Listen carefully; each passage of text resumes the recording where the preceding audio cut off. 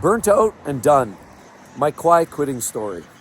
Welcome back to the hustle, everybody, and welcome back to the grind. And thanks so much, Keith, for today's beverage on a super thanks. Now I've got myself a great warm beverage on such a chilly morning. Thanks so much, Keith. And today, let's talk about what happened. What happened back in 2020, thereabouts? A phenomenon called quiet quitting. Now, a lot of these feelings have been around for as long as the corporate job existed. A lot of people felt the pressures, a boss that just knows a little bit more than everybody else. Performance conversations, the expectation that's been elevated to the point where you just can't reach it. All of these feelings of just not enough. You just can't quite do enough in a given day. I mean, for those people that are perfectionists, I was considered, in my own opinion, and many others would consider me a perfectionist in many ways. A little anal retentive in a lot of ways, that I've got to always double, triple check every bit of my work. And I really took a lot of pride in my work.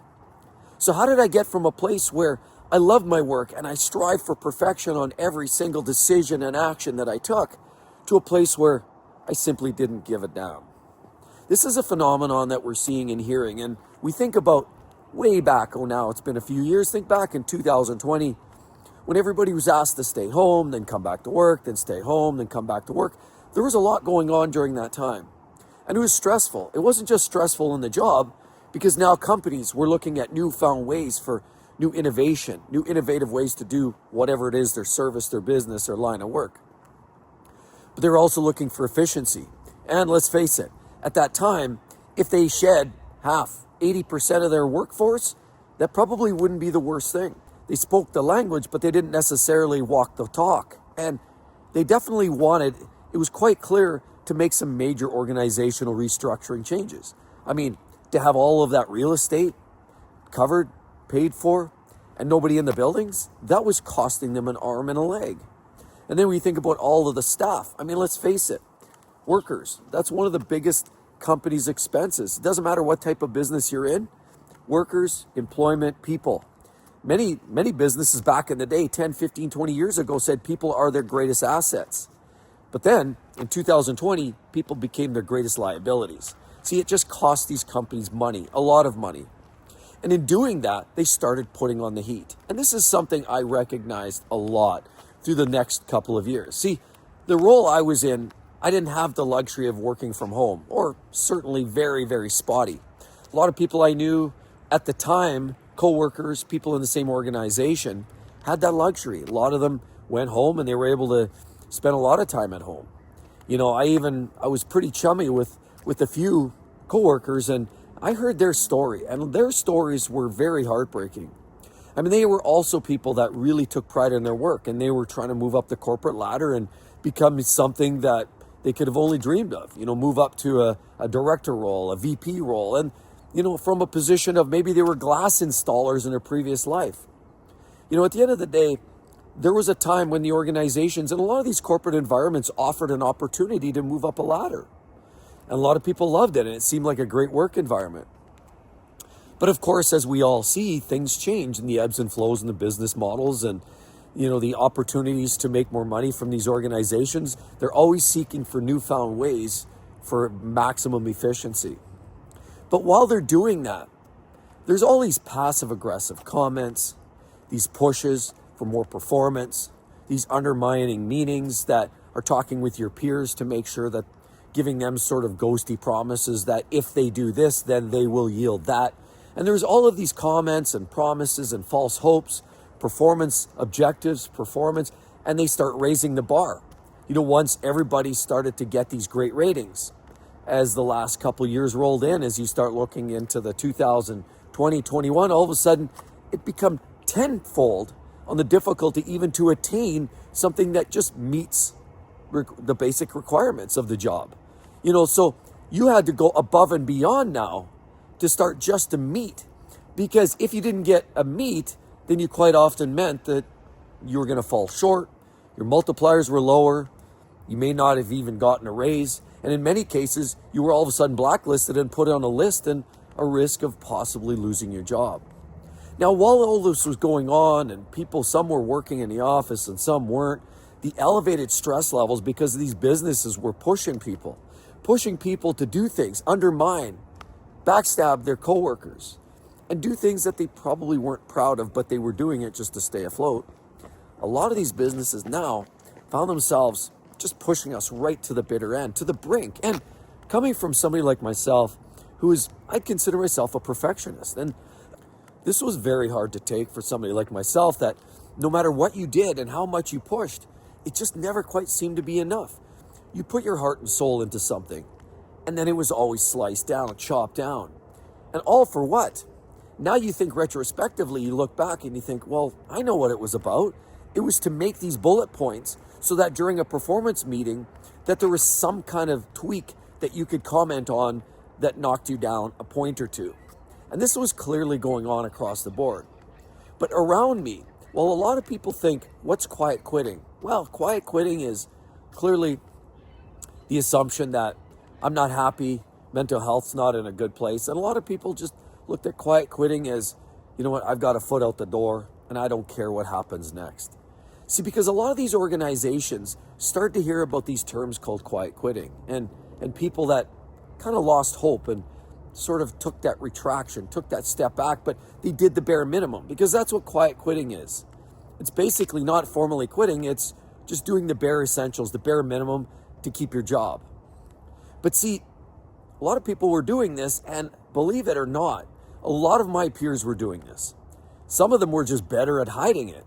Some of their roles didn't have as an aggressive a manager, and some of them just were able to slither their way through the day-to-day activities.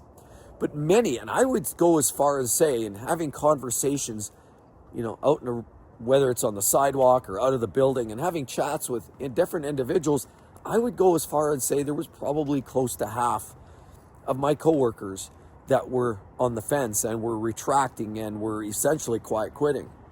How do you get to a place of quiet quitting? It's a place of desperation. It's a place of you no longer feel valued. You no longer feel that even if I keep this job, whatever, if I keep it, great. If I don't really care. And that's what quiet quitting becomes.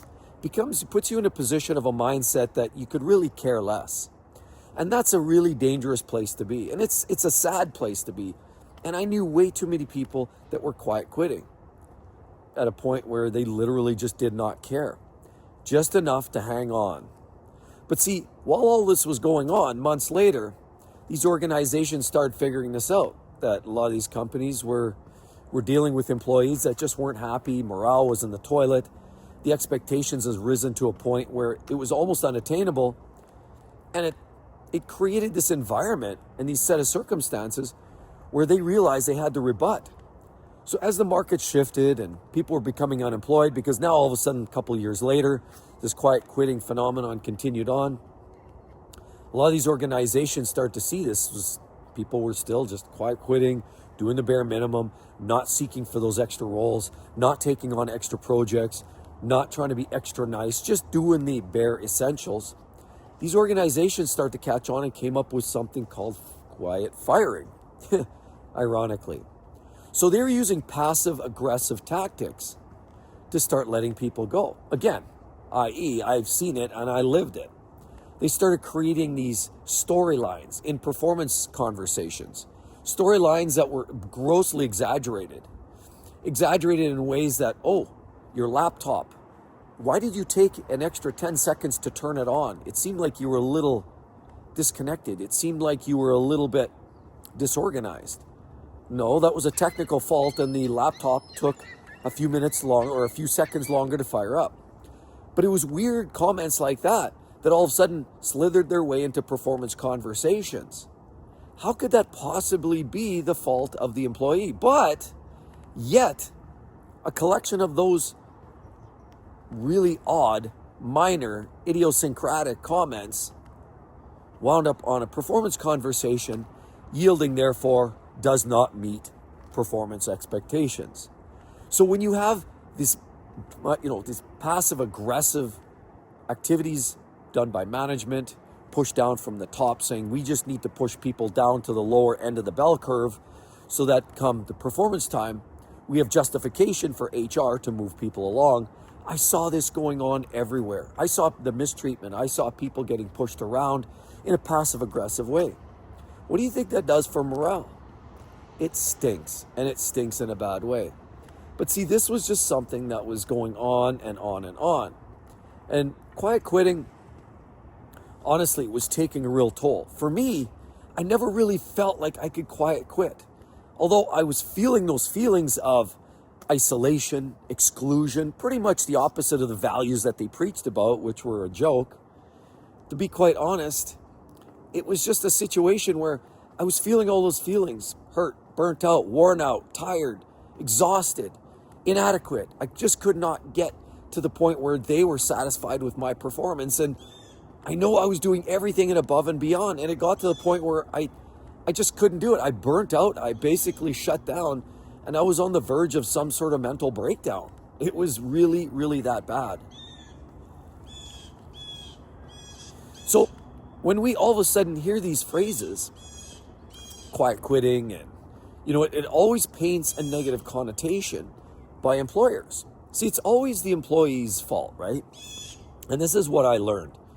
The employers always find ways to twist it, and even a lot of the press finds ways to twist phrases like quiet quitting as a negative connotation to an employee who's just lazy. But there's a reality, and it's, in most cases, what I've seen, it's 90% not lazy. Rather, people are pushed to the brink of lacking in hope. They don't see a way out. They don't see opportunities. The morale is in the tank. This is chronic conditions of inadequacy just go on and on and on. And now people just don't know what to do. They are stressed out, worn out, and beat down like a drum. And that's exactly where I was felt. I was working right to the end. I was working as much as I could. And this was soul crushing to me, because no matter how hard I pushed, no matter what I was trying to do and perform and take care of those things that I was asked to take care of, and always look for better ways to help my team and work with my team and enhance and improve and innovate and stay true to integrity and safety, it didn't matter. I was isolated. I was excluded. And many of my peers, there were some great peers I had, some really good people. Some of them fell into the same wagon I did. A couple of them kept on trucking, but I know they were stressing out. They just managed to somehow keep their head just slightly above water. But at the end of the day, this whole concept of quiet quitting, this is just more of a conversation about whether you should quiet quit or not. I've never been a believer of quitting anything that I do. See, I've never believed in that. I've always believed in giving it everything you can at all times. See, because that's just the way I grew up. That's the way I was raised. If you can't do something right, if you can't do something 125%, then don't do it at all. And that's the way I've always taken the approach. So the phrase of quiet quitting, while I resonated with the feelings, I couldn't necessarily follow through. I had peers, many peers that were though. I had many peers that fell off the wagon, got into substance abuse. I had many peers that were they had to move on. They couldn't handle that role. They had to move on, change, somehow try to evade the stress and anguish. I had other peers that were really dealing with hardships, going home and dealing with problems at home or creating problems now. And I had a lot that were confessing to me that were really, really in a bad state of mind, like myself. But these organizations constantly paint a picture of quiet quitting. See, I never quiet quitted. Although those feelings were pushing me around and I was really thinking about I should just stop and just do the bare minimum, I still showed up on the weekends. I still took the calls. I still did those things. I still worked with my team, and it mattered and I cared. But the fact is, it was destroying me inside. And a lot of you are starting to see that. But the problem is these organizations paint it as we're the lazy ones. We're the problems. And that's the justification for moving along staff. See, because this is what's starting to happen now in the workplace. Opportunities are thinner and thinner as we go along. With the advent of AI, with lacking, of course, or too many resources, I guess I could say, and now too much competition. Companies trying to innovate and trying to maximize profits. Every quarter they have to do more and more and more. That just leaves us even more vulnerable.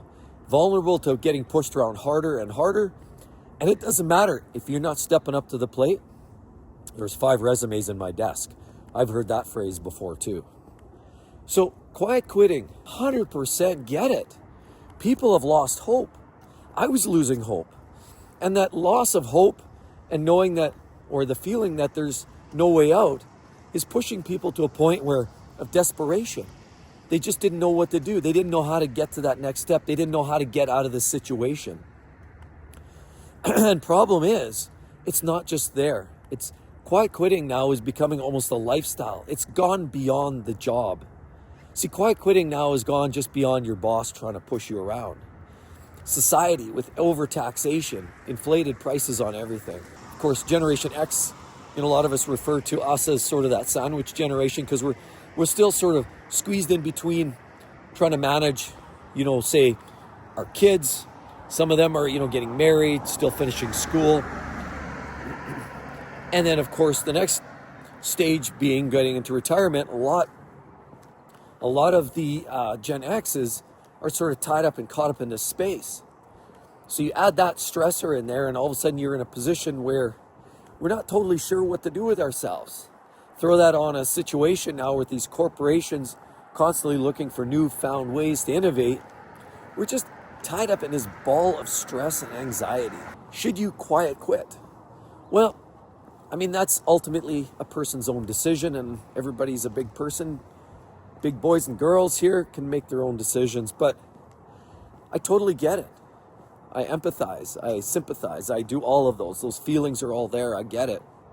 I was feeling all those feelings. I'm glad I was just happy I'm able to get out when I did. And the worst thing is to have businesses and companies start to tag people with phrases like quiet quitting and essentially paint this negative look and mask, if you will, on the worker, when usually that's just a symptom. That's not even just a decision a lot of people make. You think about this when you were young and you were going into the workforce and you're thinking, before you're even working, you were, say, in grade school, you're thinking, what do you want to do when you grow up? I want to be a firefighter, I want to be a police, I want to be a superhero, I want to do all these things. Nobody ever thought they want to quit. See, because people are positive. When they're young, they're in a positive state of mind. The future is bright and cheery, and people look at life in a great way when you're young. It's unfortunate, our experiences and the sum of our experiences that take us down that path. But there's an even more interesting twist to this whole conversation. A lot of people are saying now, while they're quiet quitting and they can't handle their current employment opportunity or their boss or their situation, there's no work out there. So now people are stuck in a position where they're half foot out the door, quietly quitting, and yet they can't find another job to replace it with. And so that's ultimately the conversation now that we're in the front of, that people are struggling with, what do I do next? But one thing that is really inspiring to me is hearing that a lot of people do have great employment experiences. A lot of people love their boss, love their work, and love their employment. And so that inspires hope to me. To me, there's hope for the young. There's hope for those looking for the next experience, the next opportunity. So the way I see this, and while a lot of people feel that it's hopeless, it's grim, it's doom and gloom, fret not. There's always something around the corner. And see, for me, February 28th of 2024, that was around the corner for me. And whether you retire early or whether you decide, you look for another job, or whether you just move on or maybe start your own little side business or side hustle, there's always something around the corner. And I just want to try to be an inspiration and not talk about doom and gloom, but try to better understand what this whole idea of quiet quitting is about. Should you do it? I'm not the biggest fan. I've never been a fan of quiet quitting. That's never been my game, but I totally understand. And so ultimately, there's always something around the corner for you, waiting. And quite often, there's some great experiences, great opportunities. So with all of that said, everybody, I really hope you enjoyed today's commentary. It's a little from the heart. It was a stressful time, and I had many peers struggling with their work environments to the point where they didn't know what to do with themselves. I'd like to hear your thoughts, if you agree with any of that, if you actually experienced some of that quiet quitting yourself. And again, thanks again so much, Keith, for the coffee.